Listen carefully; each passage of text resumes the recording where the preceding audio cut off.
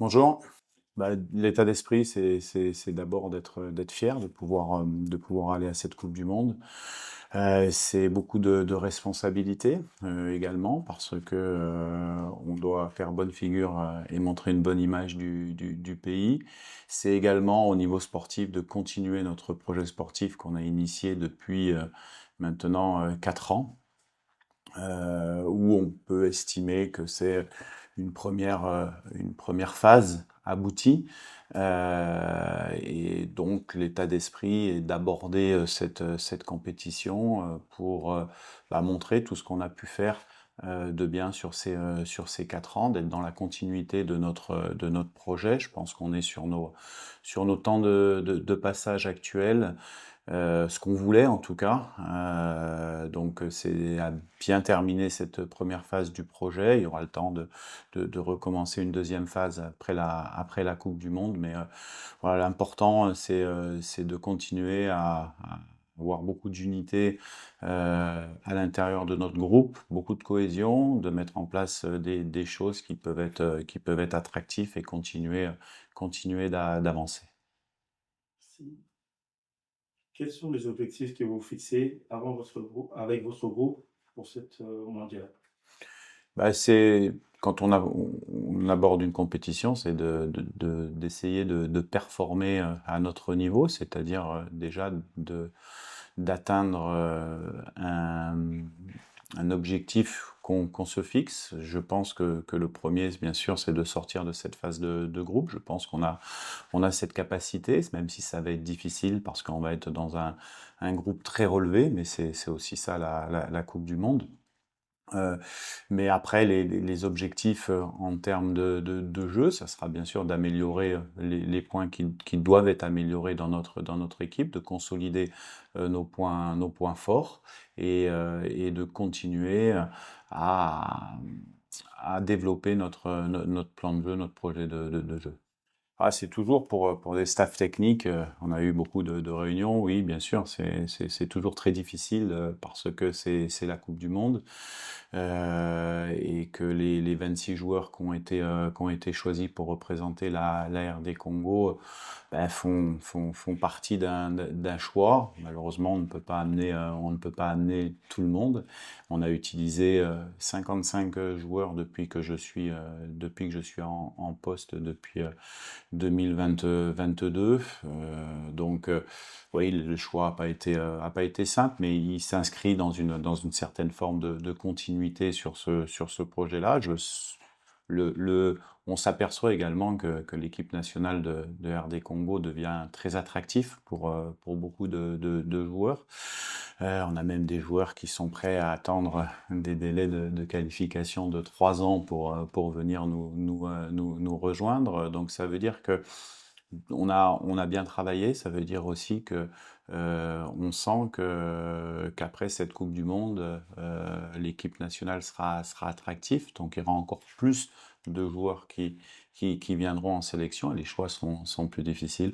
Aujourd'hui, il a fallu faire des choix rationnels qui seront basés sur ce qu'on a mis en place depuis 4 ans. Il y a beaucoup de choses qui ont été construites au niveau tactique, au niveau des habitudes de travail. La Coupe du Monde, c'est pas le moment pour faire des tests. Voilà, il faut consolider ce qu'on a fait de bien. Donc oui, il y aura un avant Coupe du Monde et un après Coupe du Monde, mais pour l'instant, on est objectivement vraiment très concentré sur cette Coupe du Monde.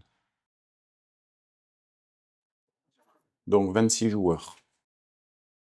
Gardien de but, Mpassi Lionel. Timothy Fayolou. Mathieu Epolo. Défenseur, Chancel Bamba. Aaron Wan-Bissaka. Axel Toisébé. Arthur Masuaku. Joris Kayembe. Steve Kapwadi. Rocky Bouchiri. Dylan Patubinsika, Gédéon Kaloulou, Noah Sadiki, Samuel Mutusami, Edo Kayembe, Gala Mukao, Charles Piquel, Nathanaël Mboukou, Brian Sipanga, Gaël Kakuta, Meshak Elia, Théo Bongonda, Fiston Mayele, Cédric Bakambu, Simon Banza, Johan Wissa, 26 joueurs. Oui, on a toujours un message de fin, se dire que forcément le choix, comme je l'ai dit, a pas été simple. C'est une Coupe du Monde. Après, tout peut arriver aussi d'ici le 1er juin où on doit donner une liste finale. Hein.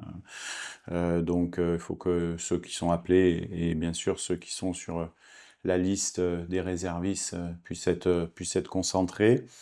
Un remerciement bien sûr au peuple congolais, à tous nos fans qui nous ont suivis depuis le début de la campagne. Ça n'a pas été simple. Je pense qu'on a fait preuve de résilience pour atteindre cet objectif. On sait qu'on a beaucoup de soutien, on sait qu'il y a beaucoup d'attentes autour de la RD Congo.